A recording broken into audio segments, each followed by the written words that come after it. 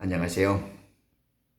삼양원리 기독선, 일관독법 총괄제세라는 기독선, 성경 열리고 구원과 만나는 기독선, 레크로스 리딩이라는 특별한 성경 읽기를 주창하고 권장드리는 기독선의 모선사입니다.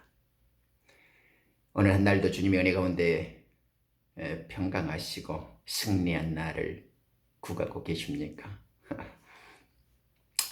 늘 그러한 삶이 지속되어지시기를 제가 기도하고 소망합니다. 오늘은 세례의 진실에 대해서 말씀 드려보려고 합니다. 우리가 보통 침례, 원어적인 그 밥티저를 저는 개인적으로 이제 수장이라고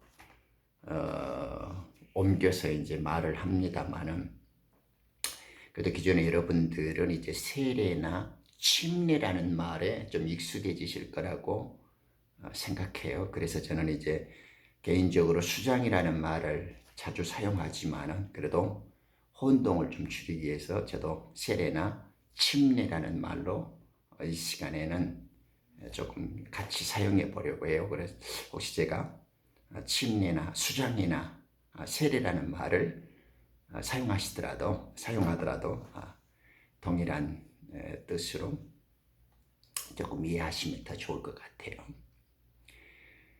보통 이제 우리가 사람의 장례법을 이야기할 때 여러 종류가 있죠. 뭐 이렇게 하늘에 대하는 티베트족들처럼 이렇게 천장, 또 죽는 사람을 이렇게 불에 의해서 화장을 시킨다, 또 땅에 묻으면 그것을 매장한다 이러죠. 성경에서는 우리가 물세라고 부르는 것을 수장한다 그럽니다. 물에다가 매장시키는 거죠. 그래서 우리 그 적절한 말로는 조금 애매한 면도 있지만은 침례든 세례든 수장식이든 이런 것들이 성경적으로 어떤 의미를 갖고 있는가, 또 이 땅의 원리 속에 우리들의 생활 방식을 통해서 하늘의 진리를 설명하시려고 하는 하나님께서는 이러한 어떤 의식이나 행사를 통해서 우리에게 궁극적으로 주시고자 하시는 진리가 무엇인가, 이런 걸 한번 생각해 보려고 하는 거죠. 우리가 살아가면서 흔히 저지르는 조금 이렇게 실수랄까 간과하는 면이 있어요. 많이 들으면 아는 것처럼 생각되어져 버리죠. 막상 딱 꼬집어서 이야기하면 그때 이제 자기가 얼마나 그 문제에 대해서 모르고 있고 한심하다고까지 느껴지는 경우를 간혹 겪어보신 적도 있으실 거예요. 그런 의미에서 오늘 공부하는 우리 침례, 세례라는 것도 아마 하나가 될 것 같아요. 그 교회 종교 애들이나 이 기독 종교 애들은 이 혼의 지식과 사람의 그 전통이나 계명에 익숙해서 이 종교 집단을 이루고 조직력을 과시하려고 하기 때문에 외형적인 어떤 그 형식들로 사람을 올가맨단 말입니다. 그런 옛날에 종교적인 전통과 그 율법들, 그 형식적인 모습들이 오늘도 지금까지도 이렇게 교권이라는 교회 조직을 키워가지고 천밥통 또아리를 틀고 그 안에서 이렇게 자기 일속과 배부름을 챙기고 있는 자들의 정유물처럼 오늘날까지도 세상을 이렇게 휩쓸고 있는 거죠. 그래서 교회에도 막 그 세례 종류가 많죠. 막 유아 세례, 뭐 육교 세례, 문 세례. 아직도 그런 더럽고 추접스러운 짓을 해요. 오늘 성경을 공부하게 된다면 기존의 교회 집단들이 얼마나 형식적이고 어이없는 짓거리를 종교적인 그 형식으로 사람들을 올가매고 이렇게 그런 그 제도 속에 사람을 가둬두려고 하는지를 조금 생각해보는 기회가 될 것 같아요. 성경은 오직 세 가지만 말합니다. 첫째가 뭐죠? 문제는 마음이다. 둘째가 뭡니까? 그럼 문제가 마음이라는데 해결책은 뭘까요? 진정한 치료가 무엇인가요? 그것이 이제 두 번째 문제죠.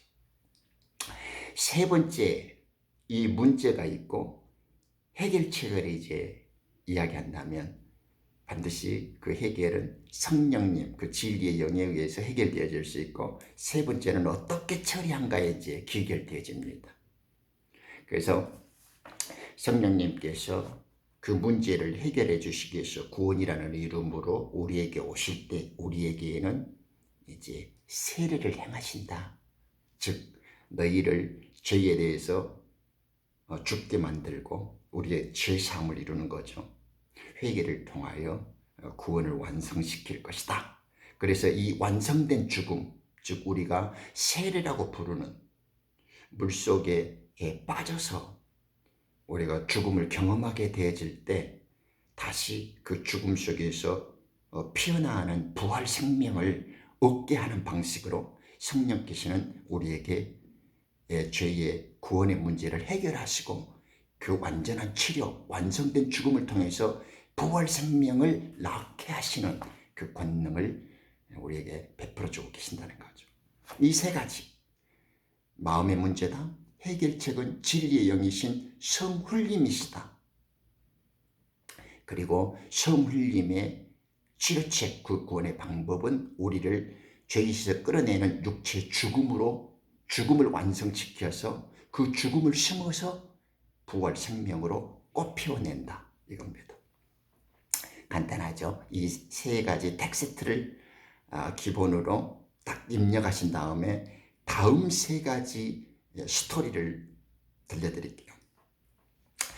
세례라고 하는 문제, 이 교회 침례를 들을 때 이 세 가지를 가슴에 담아두시면 이제부터 여러분들 가슴 속에서 창자에서 생명의 샘물이 솟아오를 거예요.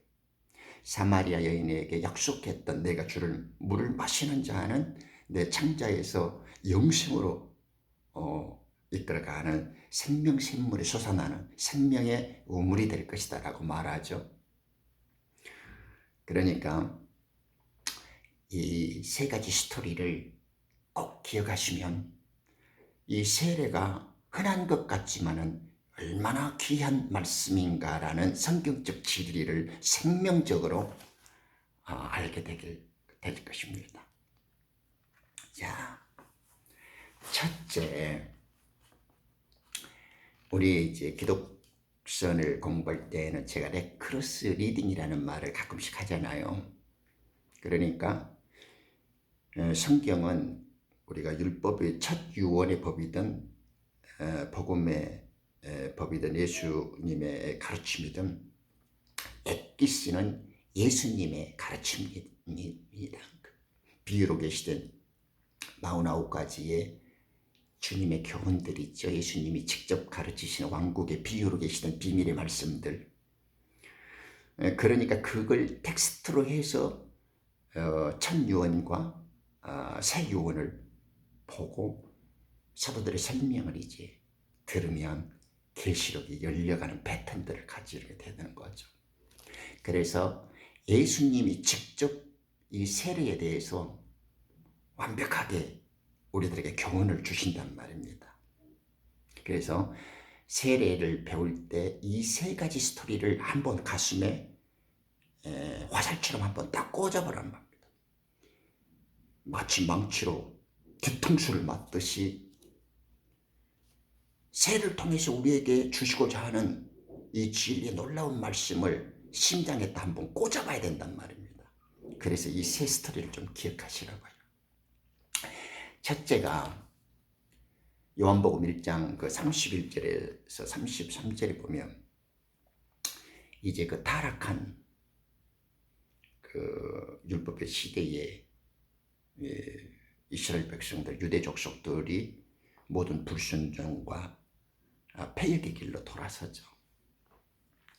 예수님이 오기 전까지 그들 민족의 피폐함과 종말은 우리가 말하지 않아도 이미 익히 아는 거죠.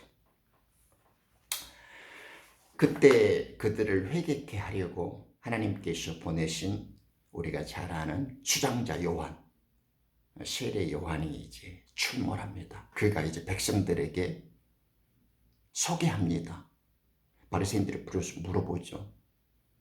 네 하는 짓거리가 뭐냐 이렇게 물어보니까 세례 요한이 대답해요. 나는 물로 세례를 준다. 그런데 33절에는 내가 물로 세례를 지는 이유에 대해서 이야기합니다. 내 뒤에 나보다 큰 이가 오시고 나보다 앞선 이가 오시는데 그분은 너희들에게 성훈림, 그 홀리 고스트로 세례를 베푸신 분이다. 이것을 이스라엘 민족에게 확실하게 드러내려고 내가 이 물세례를 통해서 너희들에게 죄사함을 선포하고 그분을 밝히 드러내서 소개하는 것이다. 이렇게 말을 한단 말입니다. 세례가 뭐라고요? 왜 마지막 율법 시대에 가장 큰 자라고 일컬음을 당했던 세례 요한이 물세례를 행했고 죄를 선포했어요? 네. 진짜 세례는 내 뒤에 오시는 그분이 거룩한 숭님, 홀리 고스트, 성훈림으로 세례를 너희들에게 때릴 것이다. 그분을 소개하려고 내가 이 물세례라는 짓거리를 하고 있다. 이렇게 지금 소개한단 말입니다. 이것이 똑같은 말인데 어떤 의도에서 관찰하느냐에 따라서 영이 움직여요. 그러니까 우리 좀 성경이 말하는 진실을 좀 귀담아 듣자고요. 세례 요한이 자기를 설명해 주는 거에도 좀 귀 기울이자 이 말입니다. 그래서 누가는 이 사실을 정확히 알아차리고 그분은 홀리고스트 성훈림뿐만 아니라 불로 성hul과 불로 세례를 주시는 분이다. 이렇게 추가하고 있습니다. 누가복음 316절에 보면 누가는 예리한 눈으로 성령과 불로 세례를 주신다고 말하죠. 자, 그러니까 세례 요한이 지금 예수님을 어떻게 소개시키고 있는가에 느낌이 오죠. 두 번째 스토리입니다. 마가복음 11장 27절에서 33절에 보면요. 권위 그리고 우리들의 속마음을 얘기해 주시고 있는 부분을 발견할 수 있는데 그것이 우리 주님이 이제 성전 청소를 단행하죠.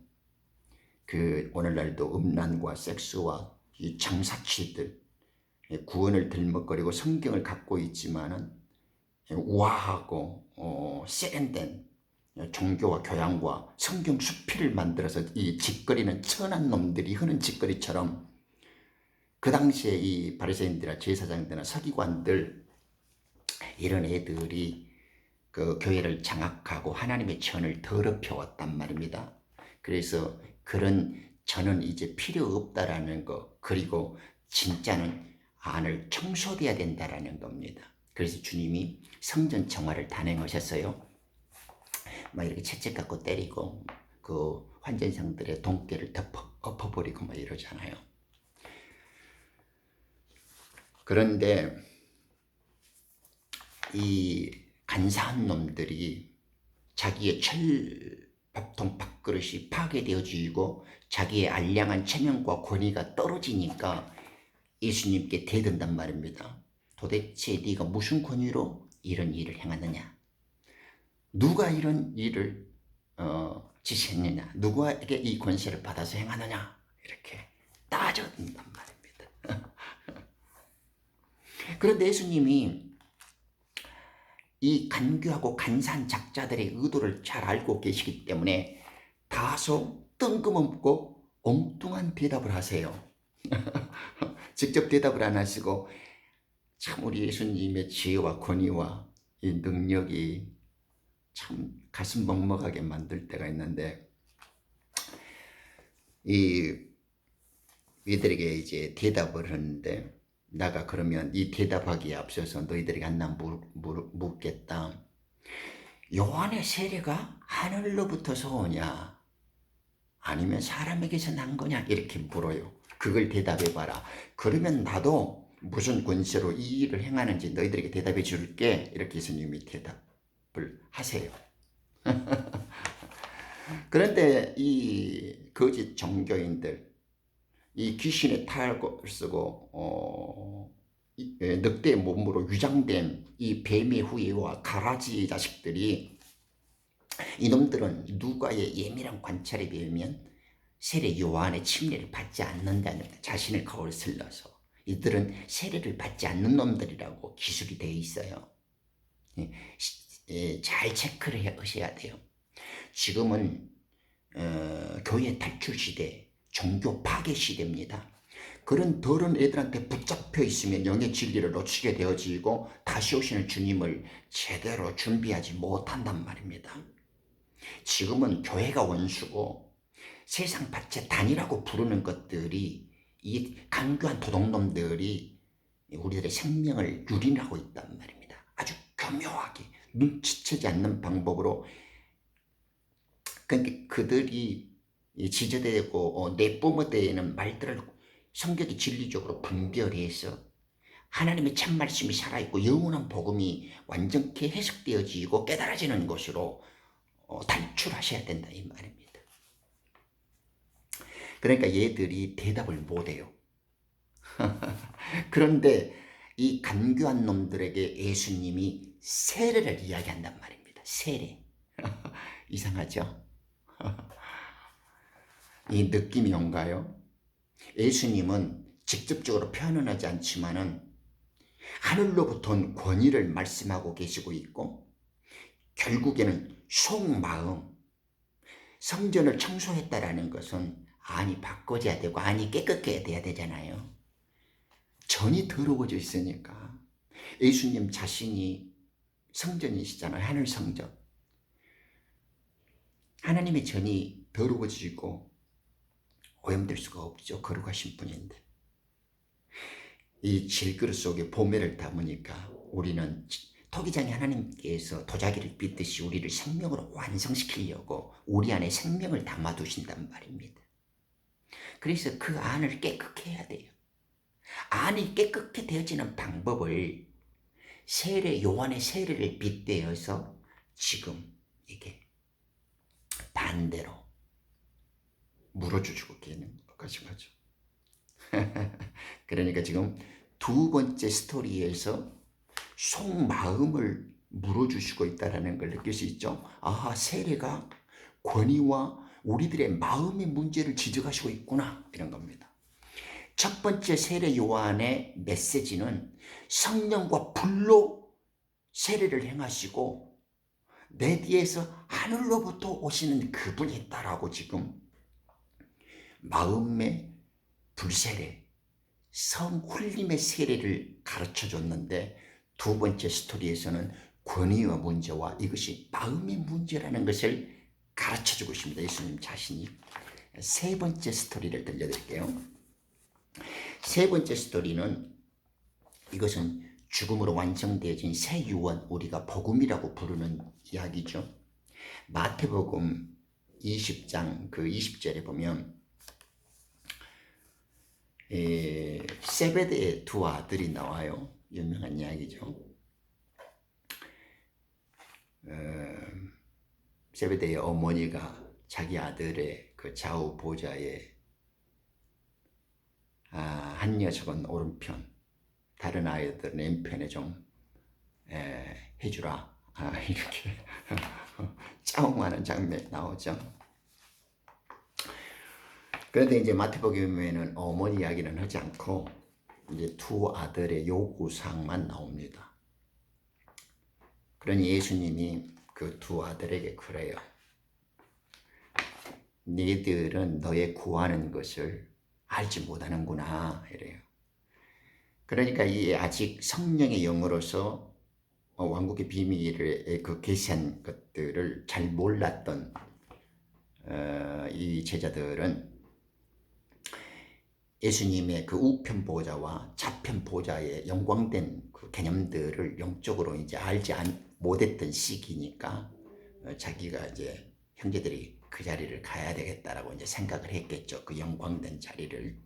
예를 들면 물질적으로 이 땅에서 이제 예수님의 왕국을 건설하던 뭐 어떤 그런 것들을 이제 꿈꾸고 바랬는지도 모르겠습니다만은, 그런데 예수님이 이들에게 다른 대답을 한 것이 아니고 느닷없이 너희들이 구하는 걸 알지 못하는데 내가 그래 내가 내가 주는 자를 너도 마실 수 있느냐 할 때 그 표현이 뵙타이스죠. 내가 당할 세례가 있는데 너희도 이 세례를 받겠느냐 이렇게 이제 묻습니다. 나가 받아야 할 잔을 너도 마실래? 이렇게 하는 거죠. 그러니까 아무것도 모르고 생각도 못했던 제자들이 우리도 가능하다. 우리도 그럴게요. 라고 대답하죠. 그죠? We be able. 그런데 십자가가 주님이 마시는 잔은 십자가라는 죽음의 잔이었었고 구원자들을 위해서 피 흘리는 당신의 희생을, 그죠? 그 처절한 고통과 눈물과 참혹한 아픔을 견뎌내서 죄를 끌어내려는 하나님의 사랑이 들어간 그 죽음이라는 것을 이들은 생각지를 잘 못했어요. 그래서 예수님이 달리시기 전에 그 마지막 밤에 성만찬을 행하실 때 그 사랑하는 제자들에게 자신의 몸인 떡을 떼어주시고 자신이 흘리는 모든 구원받는 자들을 위해서 내가 너희들을 위해서 흘려져 있는 이 새 피, 이 유언의 피를 포도주에 따라서 줬단 말입니다. 구원 얻을 백성들, 거룩한 신부들을 위해서 정언식을 하신 거예요. 약속을 한 거예요. 유언을 남긴 거예요.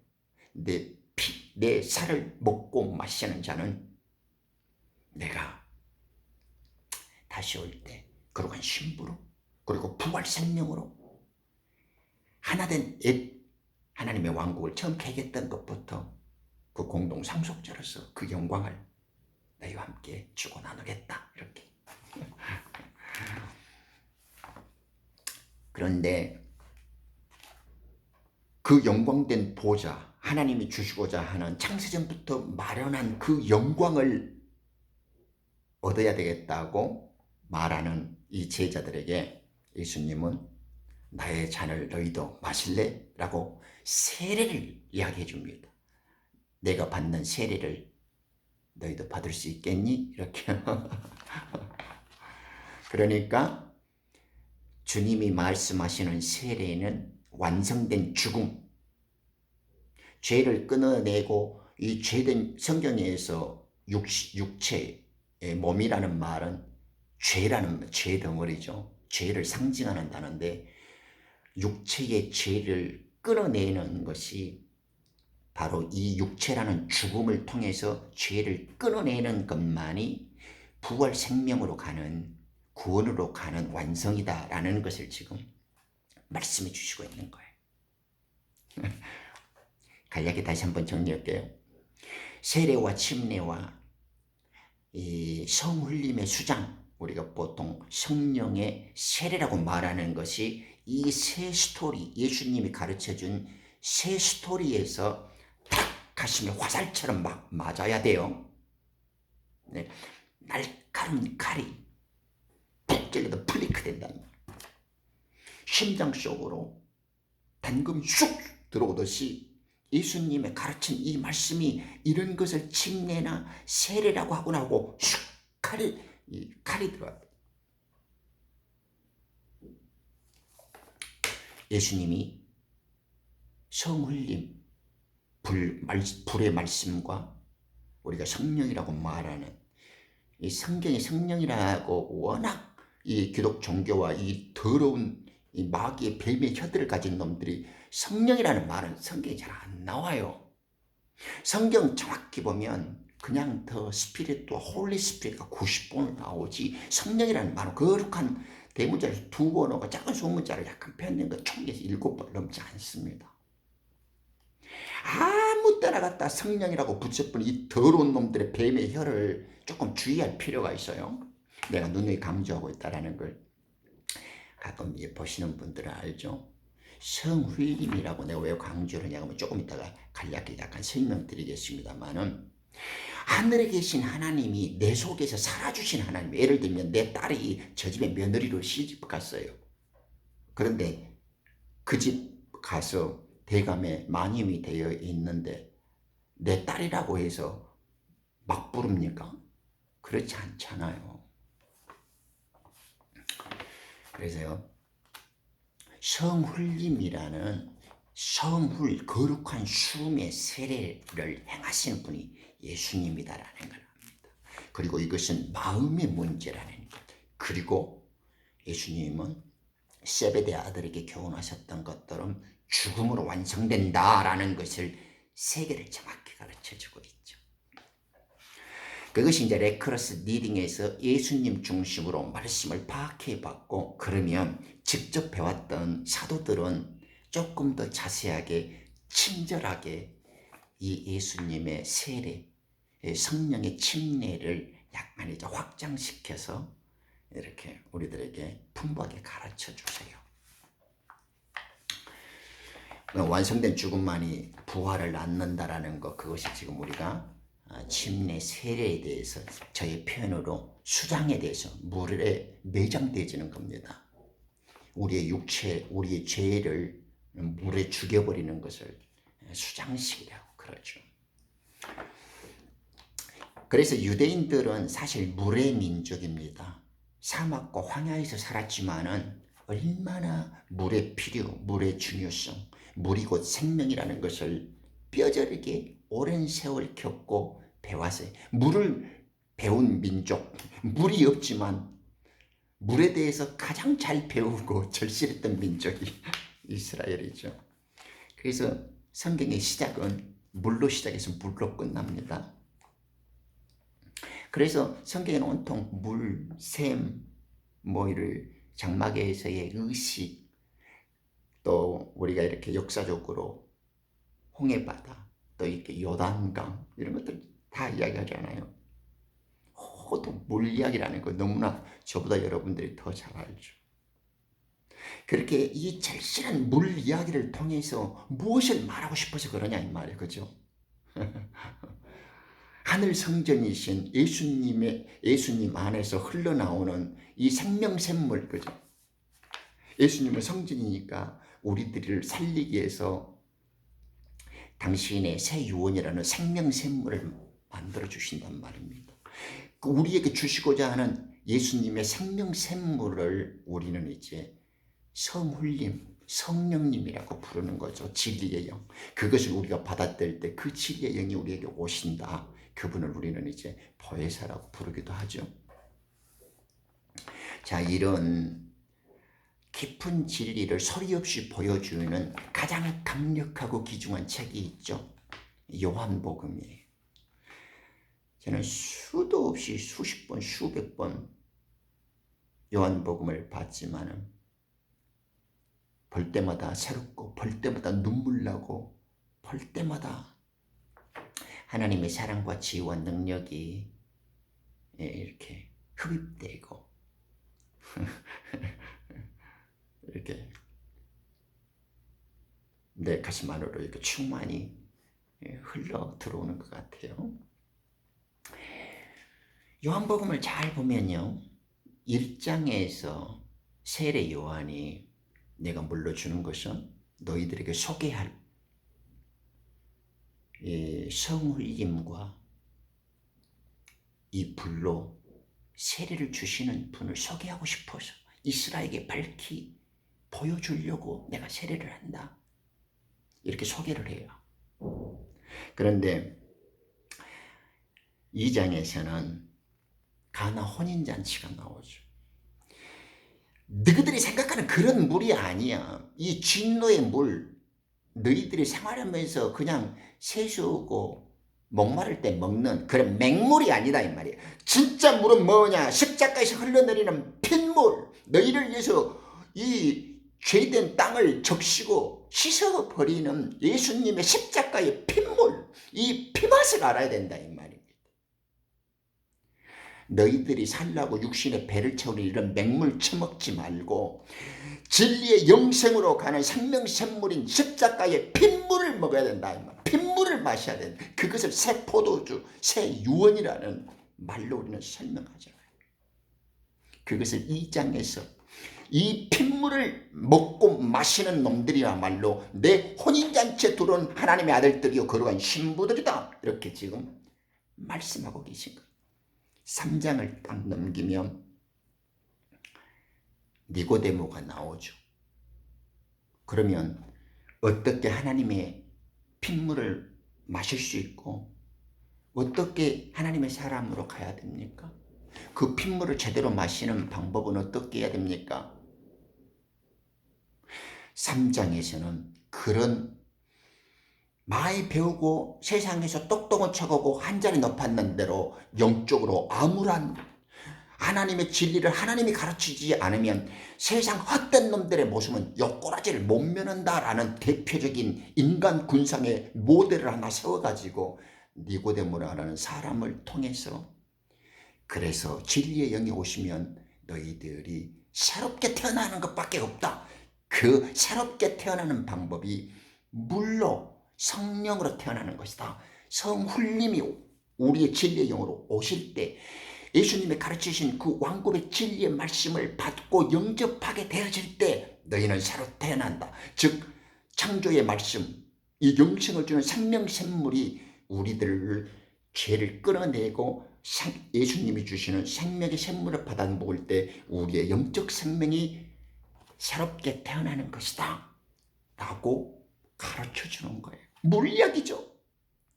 지금 요한복음 다 물리학이를 하는 거예요. 이 물리학이는 자연스럽게 세례와 침례로 지금 흘러들어가고 있다는 걸 알 수 있죠. 그뿐이 아니라 4장에 딱 가면 그 유명한 사마리아 여인 나오죠. 또 물리학이를 해요. 여인아, 율법 아래에서 혼의 지식과 죄도와 인간의 헛된 철학과 간교한 속임수에 놀아났던 여인아, 그런 미친놈들이 우아하게 꾸며대고 지 지식으로 성도들의 돈 삥땅 쳐갖고 독서라는 이름으로 인터넷에서 짜집기 갖고 쳐 발라내는 그런 거 처먹어봐야 먹을수록 갈증나고 또 퍼먹어도 영원하지는 않다. 그래봐야 기만 즐겁게 하다가 뒤지는 거 똑같다. 즉 구원은 없다 이 말입니다. 그래서 진짜 진리의 말씀 구원의 복음은 여인아 내 말을 듣고 믿어라. 내가 주는 물을 먹어야만 요한복음 4장 14절에 나오죠. 내가 주는 물을 처먹으면 네 백돼지 속에서 영생으로 솟아나는 영원한 샘물, 그 생명샘물이 솟아난다 이 말입니다. 물리학이에요. 그러니까 요한의 세례, 구약시대에 물로 세례를 주었던 것은 외형적인 그 모습이 실체가 아니라 정말 우리 마음이 새로워지고 우리 영과 혼이 깨끗게 되어지는 이 문제는 마음이잖아요. 문제는 우리 존재의 중심에서 새롭게 태어나고 이 더러운 것이 완전히 제거되어지는 겁니다.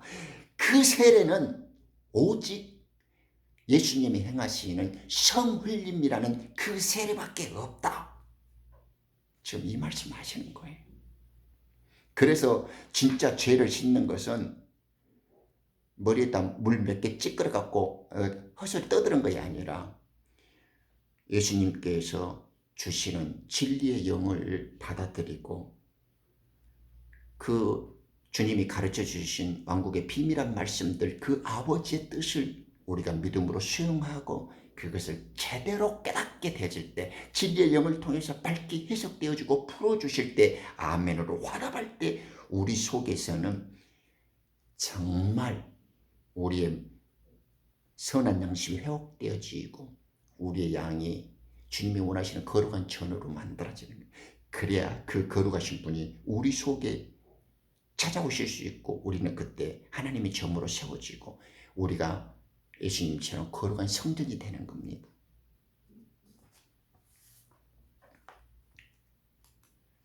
그래서 예수님은 니고데모를 한 번 더 꾸짖는 표현이 5장에 가면 베데스다 연못가에 나오잖아요.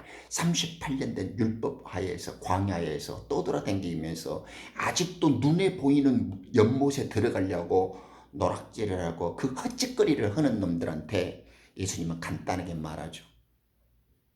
눈에 보이는 천사들이 이렇게 전불이 움직일 때 뛰어들어가야 된다고 그렇게 철없이 짓거리는 그 아픈 놈을 향해서 예수님은 딱 간단하게 한마디 하죠. 그냥 네 침상 들고 가라. 진짜 죽음은, 진짜 세례는 예수님이 너에게 일러주는 이 말, 내가 너 살아라 그러면 살아버리는 거예요. 내 말 믿으라 그러면 믿으면 돼요. 그게 세례다. 그래서 6장 63절에 내가 너에게 이르는 말, 내가 들려주는 이 말, 이것이 창조의 부활의 말씀, 이것이 진리요 생명이다 이 말입니다. 놀랍죠? 그래서 이렇게 계속 물의 이야기만 해요. 예수님 자신이 생명 샘물이고 성전에서 하늘에서 우리에게 부어주시고 우리의 생명을 살리는 물로 우리에게 지금 먹여주고 계시는 거죠. 그래서 이제 사도들이 이야기를 해요. 2장 28절은 회개하라는 거죠. 우리가 회개해요?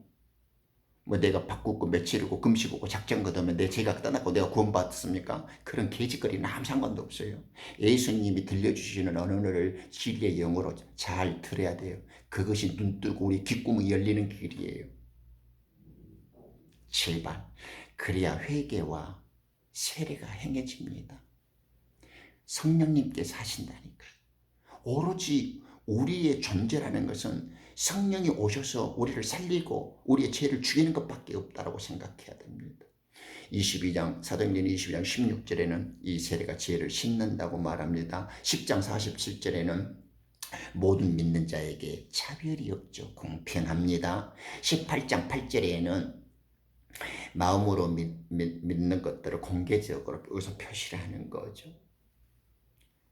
그래서 누가복음 12장 49절에도 보면 세례를 불이라고 합니다. 불. 그죠? 우리 주님은 불을 던지러 왔잖아요. 금을 주러 왔어요. 그래서 디바이딩 한다고요. 이제 예수님의 진리의 말씀을 던져주시면 양의 탈을 쓴 놈들, 어둠과 빛이 무엇인지 숨기고 있던 독사의 자식들이 이제 이렇게 드러나는 것, 빛과 어둠이 분리되고 선과 악이 깨어지듯이 이제 진리의 편이냐 위장된 악의 벽들이 이 무리들이 이제 갈라지는 겁니다. 그것이 참 세례를 갖고 있는 자와 거짓된 세례로서 위장되어진 자들을 성령의 그 말씀의 불이 때리면 이제 이 혼란과 분열과 광풍이 이제 일어나게 되어주는 거예요. 그래서 진리를 말하는 자들을 잡아 죽이는 이 마귀의 종자 거짓된 종교 집단들의 이제 이 발악이 일어날 거예요. 그래서 베드로 형님은 갈라디아 3장 27절에 결국 이 물의 모형인 세례는 그리스도를 입는 것이다 이렇게 표현을 해요. 누가복음 3장에도 보면 예수님이 세례를 받을 때 신체적으로 하나님의 영이 하늘로부터 오지 않아요. 그렇게 우리는 성령의 세례를 당할 때 하늘로부터 신체적인 bodily shape like a dove 비둘기처럼 내려온 그 신체적인 인격의 성훈님께서 우리 속에 찾아오셔서 주인이 되는 겁니다. 그것이 성령 세례를 당하신 예수님이 우리에게 똑같이 주시고자 하시는 바람이고 선물이에요. 그래서 제대로 믿고 말씀을 깨닫게 될 때 이러한 성령의 샘물이 우리들에게는 오는 거죠. 선물이 오는 거예요.